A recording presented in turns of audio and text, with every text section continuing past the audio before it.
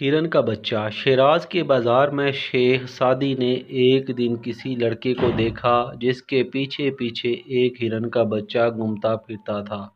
پہلے تو یہ سمجھے کہ شاید ہرن کا بچہ بندھا ہوا ہے، اس لیے لڑکے کے پیچھے پیچھے آ رہا ہے، مگر جب اس کے قریب پہنچے تو معلوم ہوا کہ ہرن کا بچہ بندھا نہیں ہے بلکہ لڑکے سے اس قدر مانوس ہے کہ اس کے ساتھ ساتھ چلتا پھرتا ہے۔ شیخ نے لڑکے سے پوچھا کہ کیوں میاں، ہرن تو بڑا وحشی جانور ہوتا ہے، یہ بچہ تم سے اس قدر مانوس کیوں کر ہو گیا؟ لڑکے نے کہا، حضرت میں ہمیشہ اس کا خیال رکھتا ہوں، ہر وقت اس کے دانے گھاس کی فکر مجھ کو رہتی ہے، اس کو کبھی بھی مارتا نہیں اور اپنے ساتھ ساتھ لیے پھرتا ہوں، محض اس وجہ سے یہ اس قدر مانوس ہو گیا ہے۔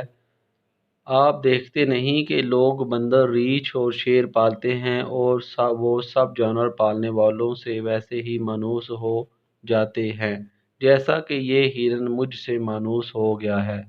آدمی جس پر احسان کرتا ہے اس کے دل میں محبت ضرور پیدا ہو جاتی ہے۔ شیخ نے یہ سنا تو کہا، بے شک تم سچ کہتے ہو، احسان ہی وہ چیز ہے جس سے انسان کا کیا ذکر درندے بھی رام ہو جاتے ہیں۔